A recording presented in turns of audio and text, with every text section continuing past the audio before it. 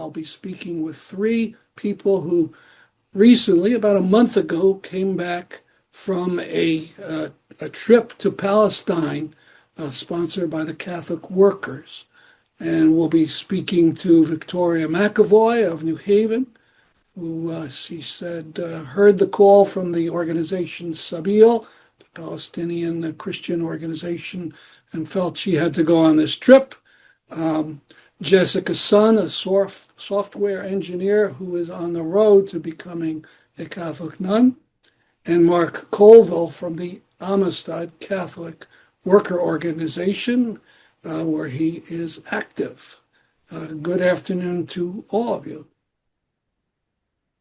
Hi, Stan. See you, Stan. Thanks for hosting.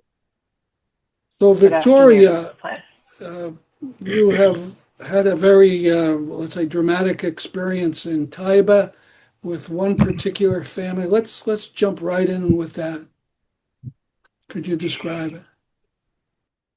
Sure. This is the thing that for me defines what I learned on this entire trip about the oppression and the uncertainty and the cruelty that's being perpetrated on Palestinians, the Bedouins, the Muslims, the Christians. This young woman who had been born and raised in the United States, her name is Morgan. Her family lives in Ramallah, and they came to speak to us in Taipei about a number of things. But the story that she told, I found so haunting, about how when the two parents travel with their two very young children, ages maybe 7 and 5, they travel separately so that if something happens to one of them, the children will still have at least one parent to come home to. And recently, she has had to teach her children not only the name of their town, but 3 very important names: their father's name, their paternal grandfather's name, and their paternal great-grandfather's name. And those 3 names together in any Palestinian town, to Palestinians, represent a family fingerprint, if you will.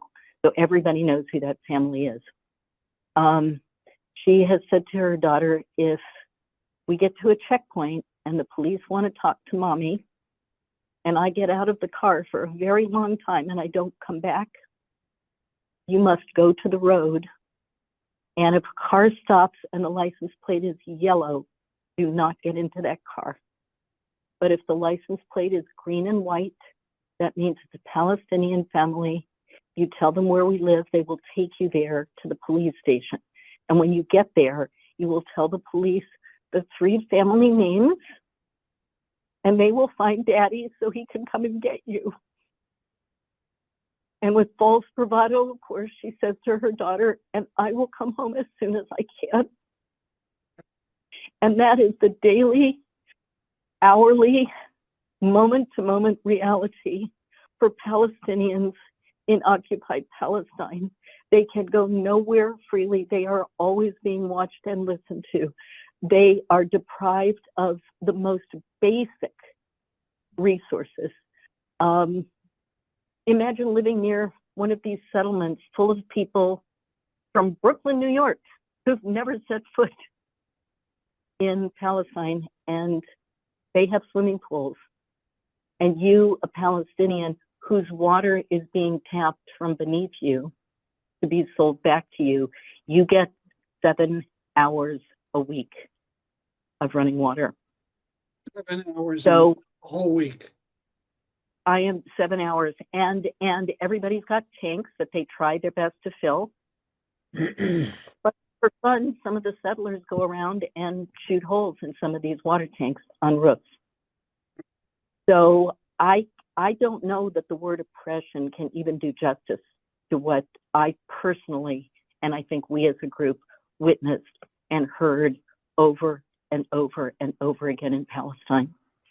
And let's be clear for our viewers, this is the West Bank. This is not Gaza. This is not Hamas with its hostages and all that. This is the West Bank.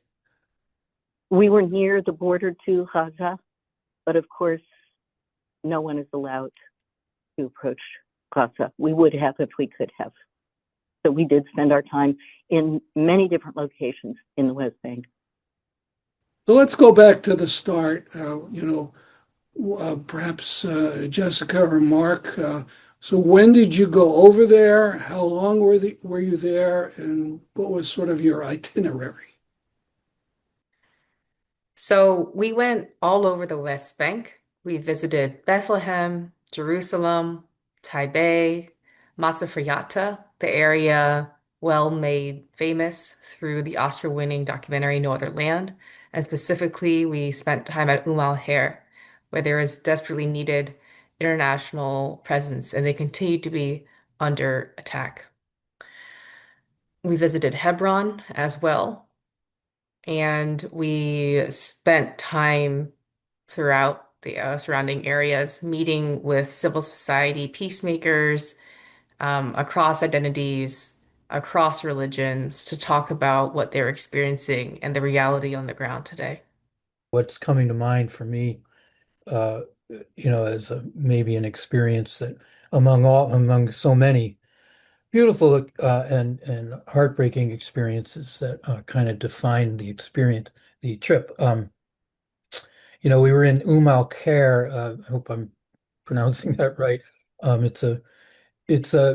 essentially in the Hebron Hills outside of Hebron. There's lots of farms, and mostly with olive trees and sheep and such. Um, and the ones that have been able to survive all of this apartheid and oppression, and genocide, really, and ethnic cleansing, are ones that have, typically they make international connections and they try to get international solidarity. Care is an example of that. And as I said, well, this is a farm that, it's literally, these farms are in the same families going back thousands of years. Um, the land is not, to say that the land belongs to them doesn't capture it. The land is part of their family. Okay. In fact, that's literally how it was described to us several times. And this is one example of that. Now, again, I had been there in 2024 with a Sabile delegation in September. Um, and at that point, they were under extreme pressure from the surrounding illegal settlers, the vigilante, violent settlements that keep Care under constant siege. They were basically, and I'm talking about the year previous, at that point, they were basically surrounded by these illegal settlements, and the incursions were on a daily basis, in terms of damaging things, destroying cars, terrorizing children, striking fear into parents and mothers, particularly, and just these random acts of violence. Um, about 6 months or half a year later, again, which would be half a year before we went on this delegation, there was a man named Auda Khalil, who was a well known and respected community leader, neighborhood leader, and organizer, who had, he was again another person who moved in this society with a nonviolent ethic um, and really trying, a person completely dedicated to his community. And I remember seeing on YouTube, again, when I was back here about 6 months before we went again in December, um, I witnessed on YouTube his murder. It was filmed. He was there was literally a deranged illegal settler, armed, with arms coming from the United States, who had previously been arrested for acts of violence, but the arrests never mean anything when it's an Israeli, and the man was allowed to roam free. Well, I watched a video of him, in confrontation and argument with Audet, and the guy pulls out a gun and literally shoots him dead. Well, when we went back in December, again, the experience was that his little boy is he's about the age of my grandson, who just turned 3. Um, little toddler was in the village with his uncle, and his uncle is the brother of Audet, and this was Audet's son. Um, and so we were playing with him, and we were walking around, and and they showed us the exact spot where his father had been killed. And there's all kinds of memorials to this good man. Um, anyway, as we went through the day, we took as internationals, we took a walk all the way around, particularly the perimeter of this village, because again, and by the way, the I said that they had already been under siege the year before. Well, now they had half of the buildings that they had before. The others had been destroyed, and the illegal settlement settlers, with the assistance of the Israeli army, had set up, you know, basically these dwellings that are right at the fence of where of where the village is. Um, it's a constant threat. Anyway, the murderer, whose name I wish I had written it down, his name is well known. He was roaming around. He was there. Okay. He had after killing this man, after killing Audet, he was again arrested and then released. I don't even think it was a day later. He was released, and there are no charges pending. It's complete impunity, and the way that this man, I mean, he was driving around on trucks, and is just the arrogance and the impunity, just it reigns in this society, and the is very clear, and this was a very poignant example of it, that there is no recognition of the humanity of the Palestinian people. Um, the society, Israeli society, is a complete disaster at this point. Yeah. Everybody is depressed or suicidal, and it's just a project that is going into hell very rapidly. Back to the mundane. What was it like coming in? You went from Jordan, maybe Uh, Jessica or Victoria. Yes, so in December with the Catholic Worker Delegation, this was my third time in Palestine, Israel. So my first time was in 2022, where I flew into the Tel Aviv airport. And I had a really bad experience there, as a lot of travelers had been noting throughout the experience in trying to use this Tel Aviv airport. On my way out, especially, I went through some intense interrogation. I had my bag searched, everything taken out in front of me. I was patted down for no real reason. They couldn't give me an apparent reason. And so I definitely recommend going through the Jordan crossing, although that can add a whole extra day to one's travel. The same day that we were there, or the same time that we were there in December 2025, there were also 1,000 US Christian Zionist pastors there on fully funded trips with the Zionist organization Friends of Zion. And the entire time these 1,000 US Christian pastors were there, they did not meet with a single Palestinian Christian. Did they hold you up for an unreasonable time going over, or did they just sort of process you through? well, We had a bit. Go ahead, Mark, please. oh yeah, we had anticipated that happening, and so we had done extensive preparation both here in the States, and then when we gathered there in Jordan. Um, as it turned out, we got through back and forth relatively trouble free. There was an incident with a tiny statue of the Buddha, which was randomly in somebody's suitcase, and that became a big point of problem, not for the Israeli checkpoint, but for the Jordanian one. Which anyway, we that delayed us for about an hour and a half. Um, but that being said, we kind of got we got in and out pretty quickly. But we again, and by the way, I'm aware of the fact that I believe it was the day before we got there, that there was another delegation from where I'm not exactly sure, but they were, it was a political, like government officials, I believe. Was it from London, maybe? I don't remember. Canadian parliamentarians.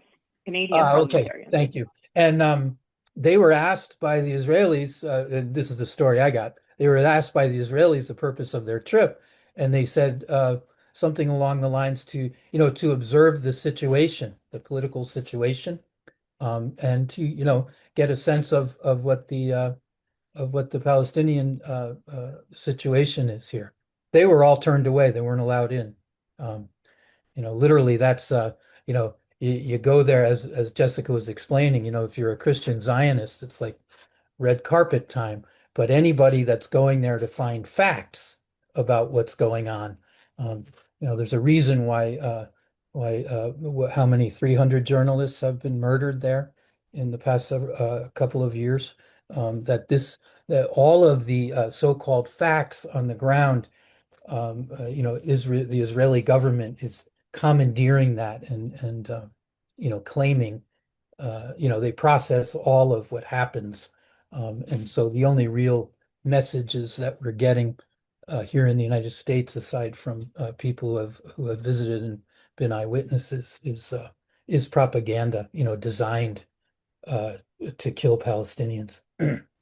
So, Victoria, It's also where did you all go after you got through the checkpoint? What was the first area you went to? Well, let me just, if I may add to what Mark just said, it's very important to think about the word ceasefire, supposedly in October in Gaza. No such. It has not stopped. The killing has not stopped. The dying has not stopped. Just last week, 3 Palestinian journalists were assassinated in Gaza. And my grandmother heart has such a hard time thinking about how many infants and children have died and continue to die in Gaza because it is freezing cold. They are living in tents. The tents are flimsy. They get wet because it's also the rainy season, and these children die of exposure. We awakened on our delegation one morning. I believe we were in the holy city of Bethlehem, and we awakened to the news that overnight 13 infants and children had frozen to death in Gaza. And add to this the knowledge that there are sturdier tents, not that anyone should have to live in a tent, okay? But there are much sturdier tents sitting on trucks waiting to be delivered, not allowed into Gaza. The caravans. At the caravans, exactly. And how do we justify this? This is the United States taxpayers' money being sent for these horrific things to occur. And meanwhile, guess who is the 8th largest exporter of weapons in the world? 8th largest exporter of weapons in the world is Israel. Let that sink in. So they are selling things that we're sending them, and they apparently are selling to both sides in a number of conflicts. There is evidence to support that. Let's get back to things you saw personally. Things we saw. Towns we visited, the holy city of Bethlehem, which for 3 years now has not lit their Christmas tree. They have been almost devoid of tourists and visitors, hundreds of thousands of whom used to flock to the holy city of Bethlehem during the Christmas season. Now, okay, science tells us that Jesus was not born in December, but that's when we celebrate. That's when most Christians around the world, December, some Orthodox, some in January, but that time of year. And we had the privilege of being there for the first lighting of the Bethlehem Christmas tree. That we were among the few internationals who were privileged to be in Bethlehem this past year, 2025, Christmas time, for the lighting of the Christmas tree. for the first time in 3 years. Very meaningful to the whole society there. Do This Christian is Zionists go to Bethlehem? They do. So even on Christian Zionist trips, you can't cover up the fact that Jesus was born in Bethlehem. And a tour bus will go straight into Bethlehem, which is in the West Bank and is Palestinian territory and is, of course, under occupation, like every other Palestinian territory in the West Bank. And these tour buses will make a these tour buses will make a straight beeline for Bethlehem and then to Tivy Church and then a straight beeline back out. Actually, right now in Bethlehem, in the area called Beit Sahor. Now, Beit Sahor is literally translated to the shepherd's field. It's where Christians honor that the angels appeared to the shepherds, telling them of Jesus' birth. But in Beit Sahor today, there is currently a huge settlement being built, and about, I think, over 200 acres are being annexed de facto by this new settlement. This is another new illegal settlement in Palestinian territory. And it's cutting the Bethlehem community in half. An already terrorized community, Palestinians in Bethlehem, are facing hunger. Over 90% of the Bethlehem economy in particular relies on tourism. And after 2 years of COVID and 2 years of the live stream Israeli genocide of the Palestinians, tourism has dropped by 90%. Palestinians are in desperate need of international protection and international presence, from tourism in Bethlehem to for those who are able to take more risk to go to areas that settlers are attacking. But right now, we're seeing de facto annexation of the entire West Bank by an Israeli government that is showing its true colors. Yeah, and I maybe just to add to that in terms of the Christian presence, Mike Huckabee is the ambassador, as many know, to Israel, and he actually visited when we were there in Taipei. He visited, which is another story. But this is a man who, he's a Christian Zionist. He's like a whatever they call a born again Christian. And he wears that on his sleeve. He literally denies the existence of Palestinian Christians. He denies it, that they even exist. Taipei, by the way, almost all of the homes in that city are, as we were told, are owned by Christians for thousands of years. Taipei is, if you read the New Testament, Taipei is the city of Ephraim, where Jesus actually went and hid out when the authorities were trying to kill him, as it says in the Gospel of John. Now, the priest, the Catholic priest who Father what's his name? Father Bashar.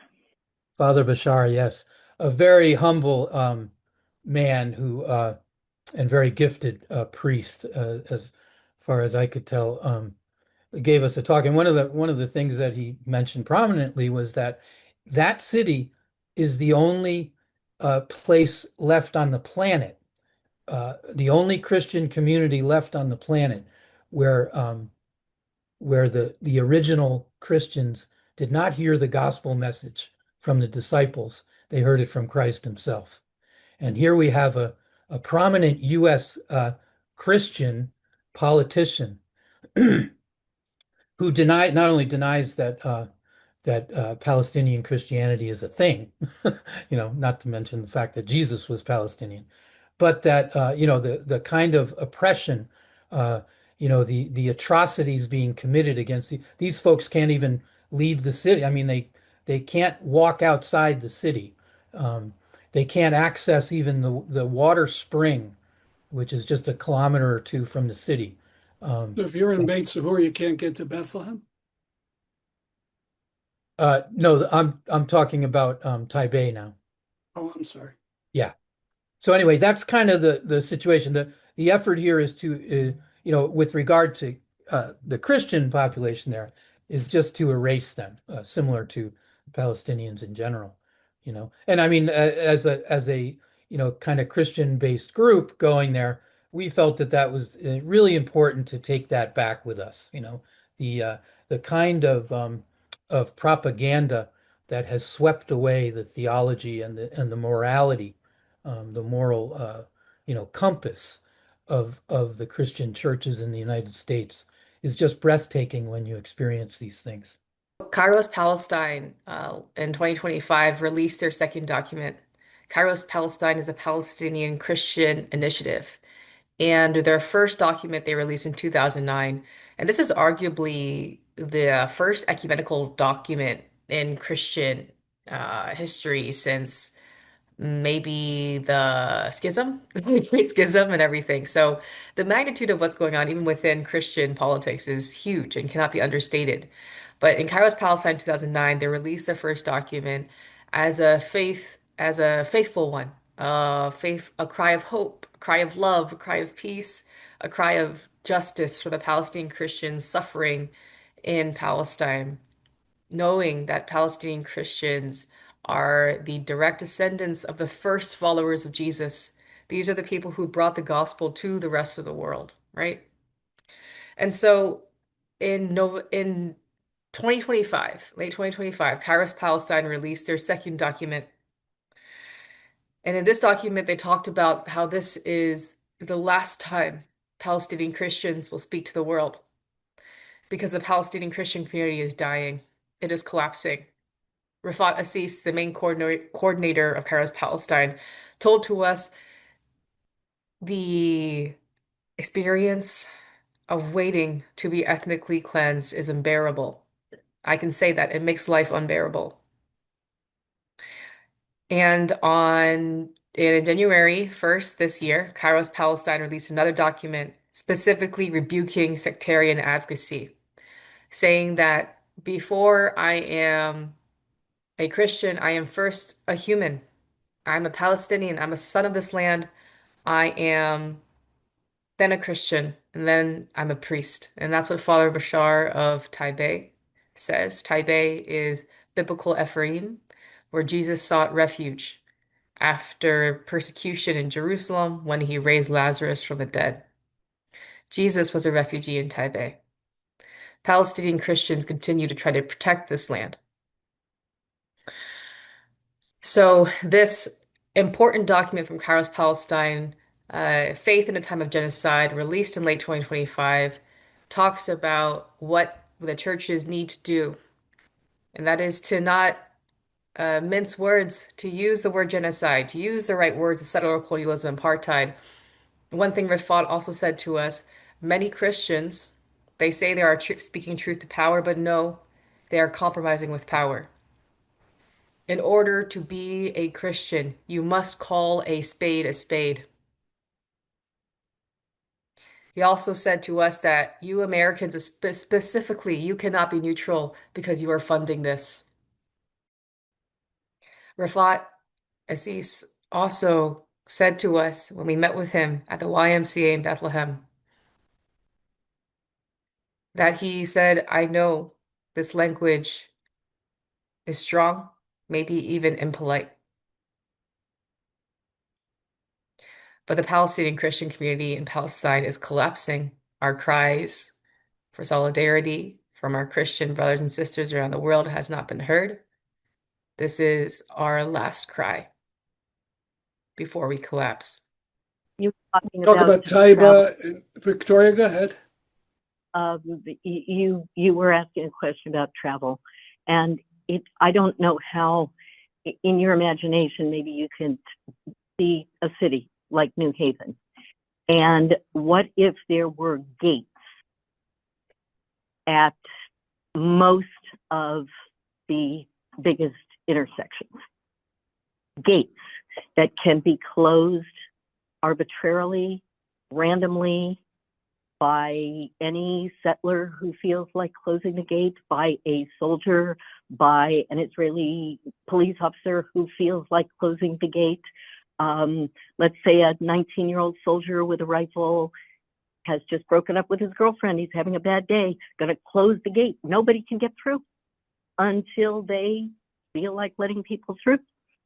A 10-minute or 20-minute car ride could take 2 or 3 hours, and has, for several of the people that we met, has on a regular basis taken 2 hours, 3 hours, had to set aside an entire day, not knowing if they would go to the next town where their mother lives and be allowed back that night Yes. or any several days. Yeah, and the checkpoints, as you're well describing there, Victoria, there are 900 of them, as we were told, in the West Bank. Okay, and if you had the the courage to watch the killing on video of Renee Good a week and a half ago, then you get a sense of what these checkpoints are like. It's, in fact, it was very scary to me to see that in Minnesota because it's exactly the playbook that has been used in against the Palestinians for 80 years. Namely, that at these checkpoints, they murder somebody with impunity, usually not on film. Um, and then they injure somebody, shoot somebody, whatever, and then they deny medical treatment. The ambulances are not allowed to get near the victim. Okay, and they call that security reasons. Well, this is the exact same kind of violence and atrocity and impunity that is literally being during these past few weeks is being exported and implemented in our own communities. And along with what you were saying, Victoria, I mean, I live in the poorest neighborhood in New Haven, and I'm just waiting. I fully expect in the next few years there's going to be checkpoints here, getting in and out. That you're not, there's going to be checkpoints.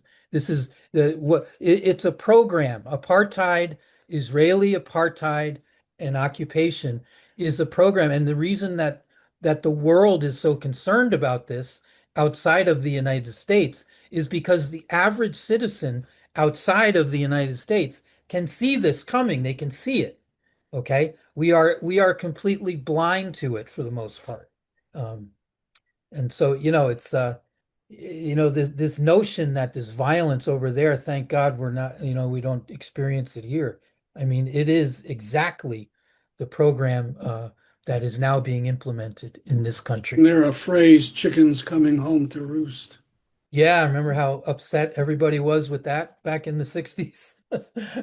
It's it's So you literally went to true. Masa for Yatta, I understand. Could you talk about that, Victoria or anyone? In Massafuerte, the land that was made more well known through the Oscar-winning documentary No Other Land, continues to be under attack. There was an uptick in violence beginning in around summer 2024. And on July 25th, 2025, a few months before we were there, the kind-hearted, soft-spoken, beloved Alda Hathlin was murdered at point-blank range by Israeli settler Yanon Levy. We stood on the spot where Alda was killed in Umalher, one of the hamlets, one of the villages of Massafuerte. Alda's brother, Tariq, spoke to us, saying that they think by killing us shepherds, we're simple farmers, but by killing my brother, that they will frighten us into leaving. But no, the fact that the blood of my brother is spilled on this land means I have an even stronger connection to the land. What happens to my heart when I look into the tender eyes of a frightened 2-year-old boy, the son of Auda Hathaleen, this 2-year-old boy who no longer speaks?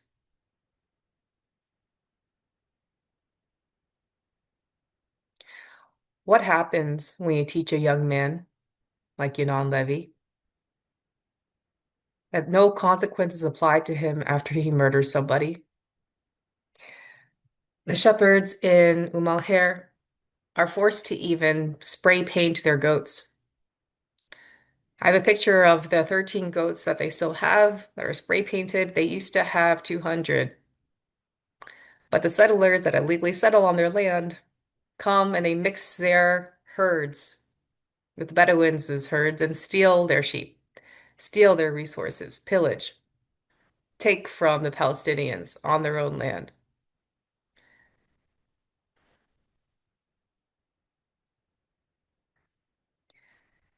Next question.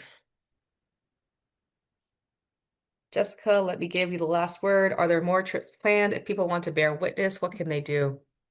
Yes, there is continued desperate need of international presence, especially at this moment.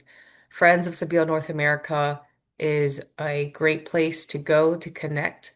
They are happy to accommodate a very wide range of folks, from folks like our Catholic Worker Delegation that really wanted to be in deeper solidarity and were ready to take on levels of risk, to those who want to go for tourism, and that's the risk they can take, and that's what they're able to do. That is so desperately needed and wanted in Palestinian-owned communities in Bethlehem and Jerusalem. Very safe to go. Tent of Nations, in particular in Bethlehem, continues to host international presence, and they really need it for any number of days. So if you can stay longer, if you can stay for a shorter amount of time, whatever you're able to do. But Friends of the Bill of North America will be able to connect you to the right people, listen to your risk assessment and what you're hoping to do, and go from there. The Tent of Nations is an excellent community. They are beloved for many reasons, and they have a few slogans and messages to the world, and one of them is we refuse to be enemies under unimaginable circumstances. In my lifetime, I will never have to prove love for neighbor as a Christian, as the way the Nasser family does at Tent of Nations, every day in and day out, refusing to dehumanize their oppressor, refusing to dehumanize themselves, and finding ways to creatively and nonviolently resist. Friends of Sabila North America and Sabila are both rooted in the universal ethic of nonviolence as the Center for Ecumenical Palestinian Liberation Theology.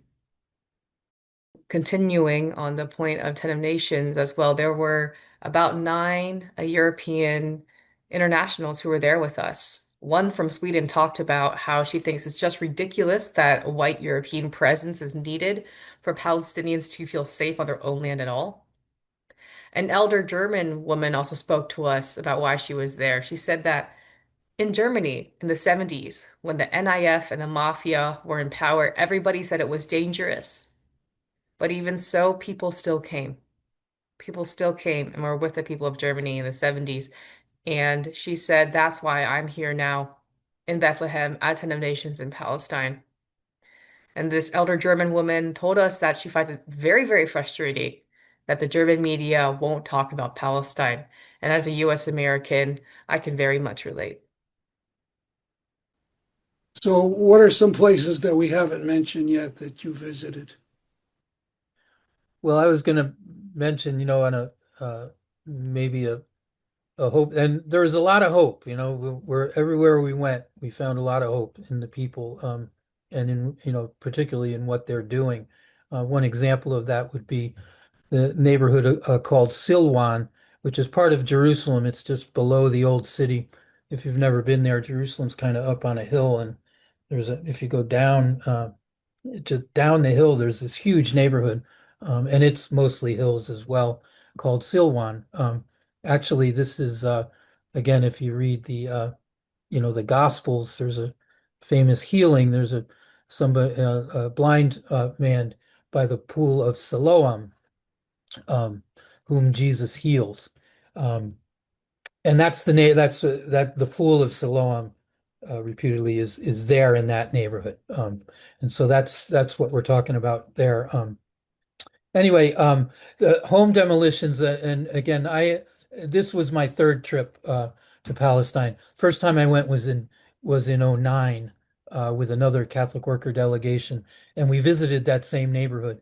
And at that point, they had just started accelerating the demolition of homes based on the pretext of archaeology. Like basically, part of the program of Israel, of the Israeli government is, and as it was described colloquially or in the local some of the local folks described it as they're trying to build, you know, a Disney World Bible on a graveyard, that's sort of the plan. So part of this is conjuring up all this propaganda based on archaeology. And so they use archaeological digs or they did back then anyway, as a pretext for demolishing people's homes and taking them by eminent domain. Now they've kind of shed that mask, and they don't really I mean, they've manipulated the laws to such an extent that not only are people, you know, they're having their homes demolished legally, but if you challenge it legally, as was explained to us, and you lose, which you do always, I mean, 99.9% of the time, Palestinian never wins these disputes in court. If you lose, then you have to pay for your own home demolition and for the legal fees of the state of Israel. And I so, remember seeing pictures of people demolishing their own home because if the government does it, it's, 50 or 100% more. exactly. And so, and as we were, again, I was there in '09. Incidentally, I went back, when I went back in 24, we ended up at the same property of a man who we had been with in 2009.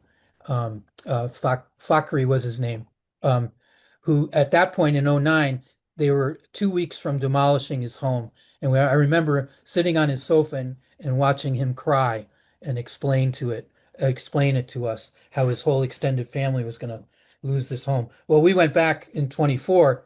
We ended up coincidentally going to that same property, and he had rebuilt the house. They rebuilt, and now they had just been demolished again when we came back this time. Okay. Anyway, the reason I bring up this experience is that these demolitions, there's been over 100 of them. 104, I think, was the number when we were there since October 7th. They used that as a pretext to really accelerate these demolitions.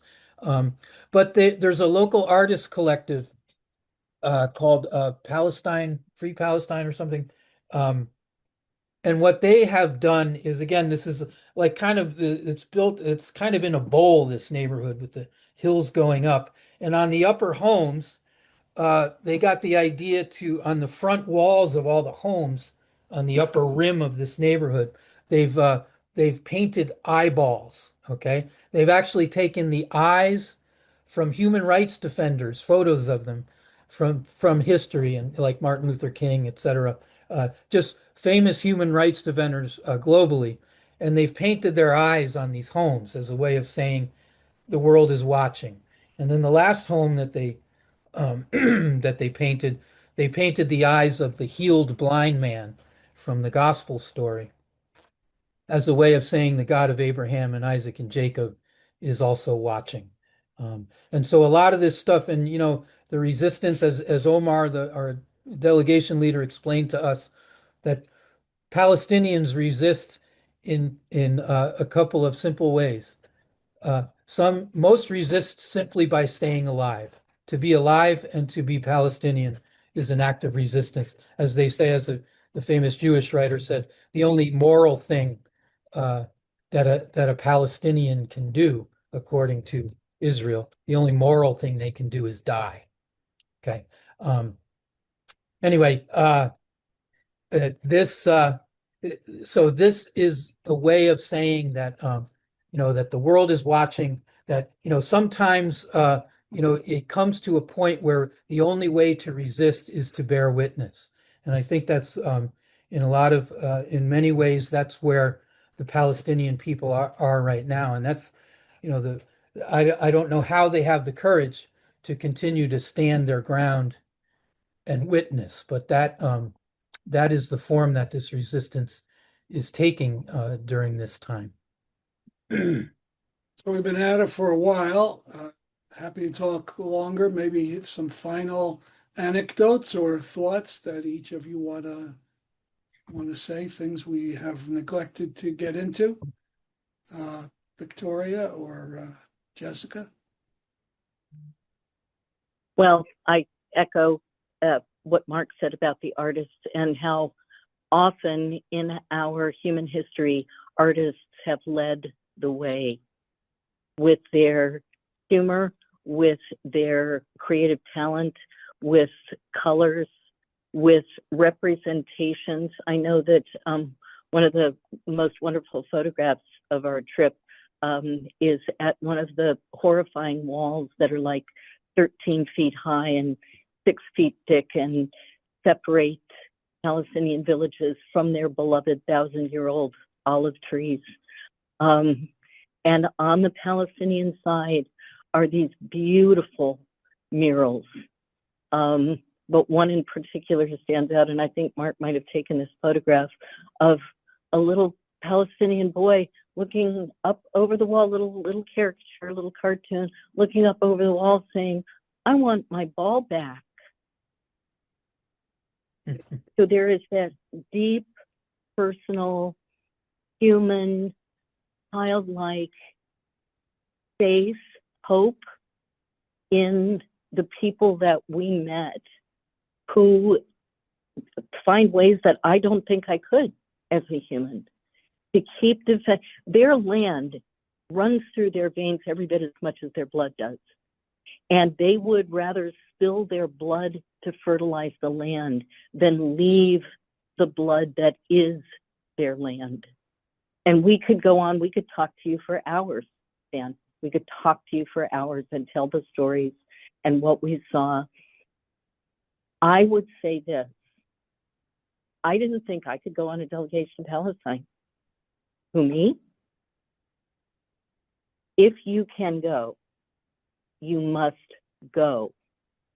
Just take a breath and let that sink in. The most important thing anyone can do right now is to bear witness, as we did, to what is actually going on in Palestine, and then come back and talk about it. Second to that, I would say, and maybe Jessica and Mark have an opinion also, would be to look at your own investments. Now, not everybody handles their own investments, but if you have investments, maybe somebody handles them for you. You can talk with them. But I had somebody come up to me at a meeting recently, did not even know her, had never met her. But she said, "I want you to know that something you said changed my life." I had apparently been at a film screening about 2 weeks before we left. And when the technology needed a little help and we were talking amongst ourselves, for some reason I just said, "You know, folks, something we could each do right now is get involved in boycotts, divestments, and sanctions. And the easiest for most of us is to look at what we're invested in. And if we are invested in war machines, if we are invested in companies that profit by supporting Israel's occupation of Palestine, then that can easily be dealt with." He said, "I went home that night, I looked into my own investments, I was horrified at what I didn't know I had invested in. I took some of my money, I took it out, I bought a house, good investment, and I'm renting that house to a family that needs an affordable place to live." And she said, "I am so delighted with how this has turned out, that my goal for 2026 is to get people of means like myself to do exactly the same. I want to start a movement of people doing this." And I was gobsmacked. I was thrilled.